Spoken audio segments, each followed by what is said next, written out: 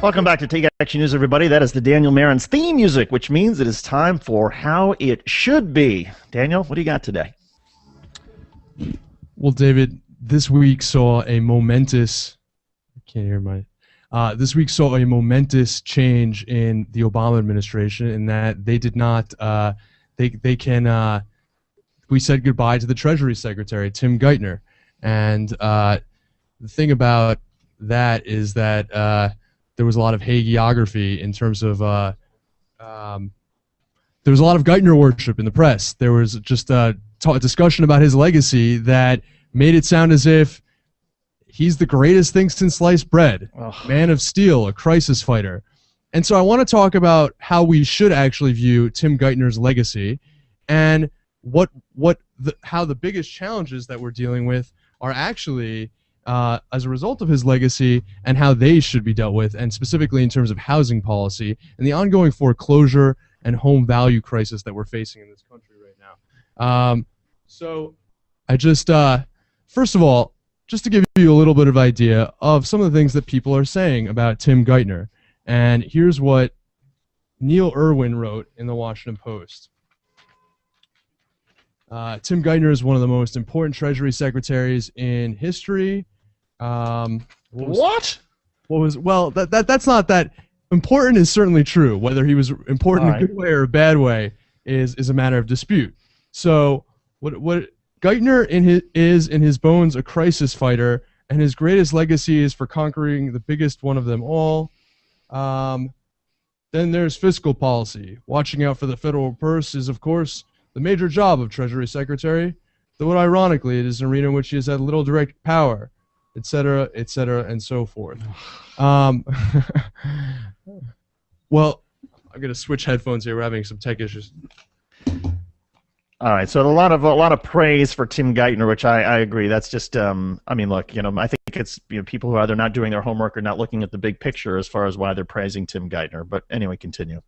Exactly. Here's the issue. Yes, compared to the dismal, the abject failure of Europe and the abject of Europe's treasury secretaries, of their central bank, of their leaders, of the people in Japan to do the right thing, to get their countries even a little bit out of the ditch of a financial crisis, yes, Tim Geithner is okay. But that's like saying, compared to a guy that got fired from his job or, I don't know, fell asleep at his desk, you're doing a good job because you stayed awake. It's not a very good measure of power. And with the amount of money, frankly, that they threw at the banks, the fact that they got back on their feet okay and our financial system was rescued is also not a big deal. Here are the three reasons, and then I'm going to end with housing policy and go into how that should be in the second administration. But here are the three reasons why Tim Geithner was a Treasury Secretary by, for, and of the big banks and at the expense of the American people and of Main Street. First of all, the bailouts were done purely on the bank's terms. Give you an example. The bailout money that went to AIG, he, as the head of the New York Fed during the Bush administration, was part of the deal that bailed out AIG, that allowed those bonuses that made sure that the government paid 100% of every dollar that AIG owed to its counterparties, instead of using plenty of legal tools at their disposal to say that could be negotiated downward to give the taxpayers a better deal, regardless of whether AIG paid that money back or not. In addition, they gave them they inserted specifically a clause in the bailout contract that said that if there were pre-existing bonus payments paid out, and that AIG could continue to honor them with taxpayer money. Hence the sort of disgusting travesty of $165 million in bonus payments being paid out from the $85 billion in bailout money that they received 2 years later. Then he interfered repeatedly, over and over again. Neil Barofsky, the Special Inspector General for the Troubled Asset Relief Program. Again, you want the best account of Geithner's rule as Treasury Secretary and why he was such a shill for Wall Street? Read the book Bailout by Neil Barofsky. I have it right here with me. I want to show it to people. An inside account of how Washington abandoned Main Street while rescuing Wall Street. And so that's one thing. The second thing is that in his capacity as the banker's representative in the Obama administration, he single-handedly was one of the key figures in moving Obama away from stimulus toward austerity. He lobbied heavily for that, for the creation of the Bowles-Simpson Commission. He's been a major voice on that throughout that period. That's been a major reason why, even during a Democratic Congress, we convened a commission on deficits. And that has set the entire cycle in play for ultimatums over and over again to use the depressed revenue, to use our short-term deficits to create the political pressure for long-term changes into the program, instead of pushing back against those points and saying that a recession is not the time for austerity. But here's the biggest thing. The biggest failure that Geithner has is that all of that bailout money that was given to the banks was approved by Congress with the understanding that it would be used to help homeowners who were struggling. We've seen, I think, something like 10 million foreclosures, record rates of foreclosures in this recession, and that remained a drag on the economy. I think we have 1 in 10 homes are still underwater, meaning that they owe more than their homes are worth, and so it's still a tremendous problem.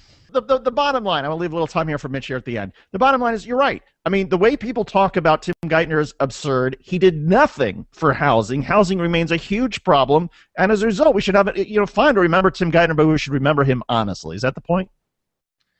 Yeah, it's the point. I mean, specifically, it wasn't just that. It was the program that they created. The HAMP program was actually created ultimately to help the banks. They allowed servicers to draw out the trial modification process. They didn't have any requirements on them for documentation. As a result, people were held permanently in limbo. There were millions of cases of fraud where they were just delaying them longer, so that it basically just gave the banks a longer window to foreclose so they could handle all the foreclosure work. It wasn't meant to help the homeowners. They defrauded these homeowners out of thousands of dollars, and in the end, the deals, that these settlements to help the homeowners are really just nonsense. The banks are being discretion to sort of to use the money that they're supposed to owe to these homeowners in whatever ways they see fit, including demolishing the homes. I hear you. Look. Helping clean Look, I agree. Let's remember Tim Geithner honestly, and an honest discussion of Tim Geithner would be that look, he was not the greatest Treasury Secretary ever. He was, for a lot of people, he was an awful failure. Daniel Marin's great stuff and how it should be. Mitch Molaskey, you're leaving us again, going off. Tell us a little bit about your new gig. So I will be, I suppose, joining the other side a little bit, joining the Democratic side, working for the DCCC in the House. I am a video producer during the day, but I'll be continuing here, working on the DC Sports Beat here Sundays from 7 to 9 here on WeAct Radio. Have an awesome show tomorrow night. We have Dave Zirin, who we had on earlier in the day, will be joining us talking more DC sports, as well as doing some Nats midseason breakdown. And Caps hockey, they're back. We'll be back next week. So. All right, Mitch Molaskey, always a pleasure having you on board. Thanks for all of your fine work. Good luck to Mitch Molaskey in his job at the DCC. You can always catch him every Sunday night on WeAct Radio. On behalf of Mitch Molaskey, Daniel Marins, Rich Webster, Alex Lawson, and everybody at WeAct Radio, I'm David Shuster. Thanks for listening, everybody. We'll see you right back here next weekend.